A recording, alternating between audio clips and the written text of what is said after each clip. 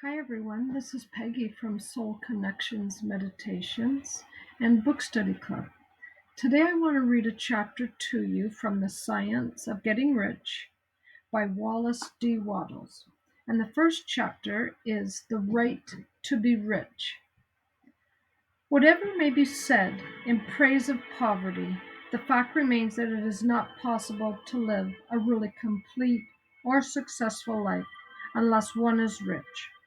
No one can rise to his greatest possible height in talent or soul development unless he has plenty of money. For to unfold the soul and to develop talent, he must have many things to use, and he cannot have these things unless he has money to buy them with. A person develops in mind, soul, and body by making use of things, and society is so organized that man must have money in order to become the possessor of things. Therefore, the basis of all advancement must be the science of getting rich. The object of all life is development, and everything that lives has an inalienable right to all the development it is capable of attaining. A person's right to life means his right to have the free and unrestricted use of all the things which may be necessary to his fullest mental, spiritual, and physical unfoldment, or, in other words, his right to be rich. In this book, I shall not speak of riches in a figurative way. To be really rich does not mean to be satisfied or contented with a little. No one ought to be satisfied with a little if he is capable of using and enjoying more. The purpose of nature is the advancement and unfoldment of life, and everyone should have all that can contribute to the power, elegance, beauty, and richness of life. To be content with less is sinful. The person who owns all he wants for the living of all the life he is capable of living is rich, and no person who has not plenty of money can have all he wants. Life has advanced so far and become so complex that even the most ordinary man or woman requires a great amount of wealth in order to live in a manner that even approaches completeness. Every person naturally wants to become all that they are capable of becoming. This desire to realize innate possibilities is inherent in human nature. We cannot help wanting to be all that we can be. Success in life is becoming what you want to be. You can become what you want to be only by making use of things. And you can have the free use of things only as you become rich enough to buy them. To understand the science of getting rich is therefore the most essential of all knowledge. There is nothing wrong in wanting to get rich. The desire for riches is really the desire for a richer, fuller, and more abundant life, and that desire is praiseworthy. The person who does not desire to live more abundantly is abnormal, and so the person who does not desire to have money enough to buy all he wants is abnormal. There are three motives for which we live. We live for the body, we live for the mind, we live for the soul.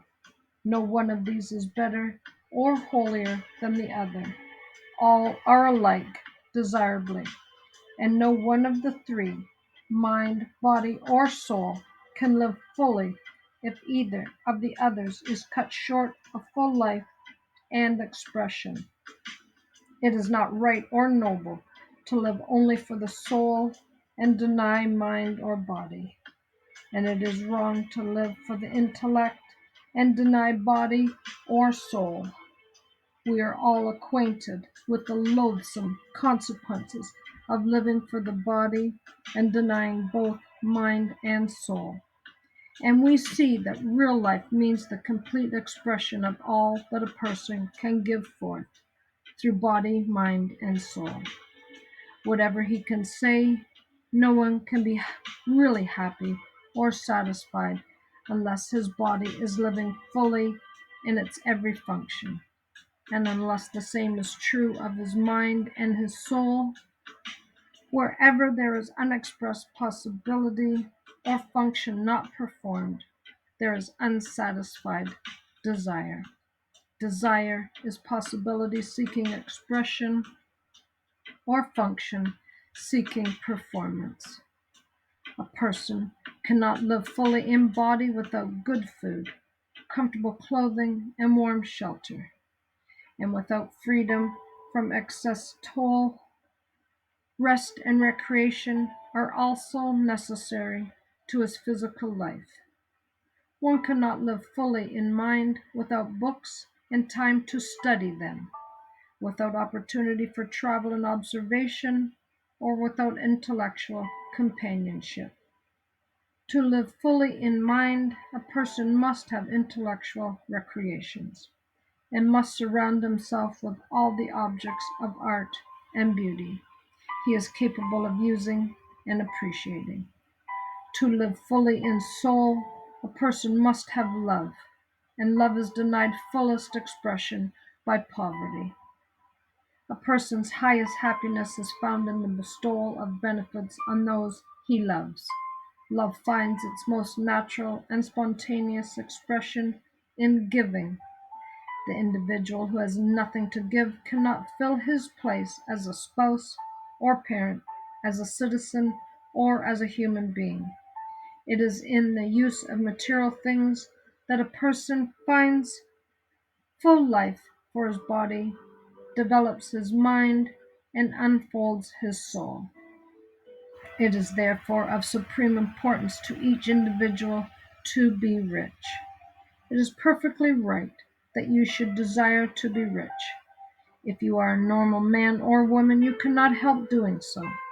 It is perfectly right that you should give your best attention to the science of getting rich, for it is the noblest and most necessary of all studies.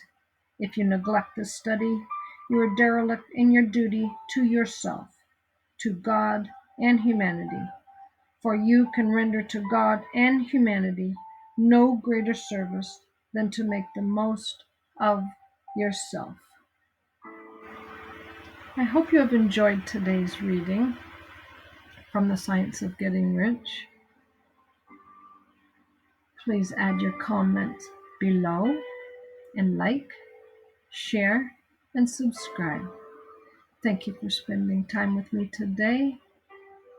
Namaste.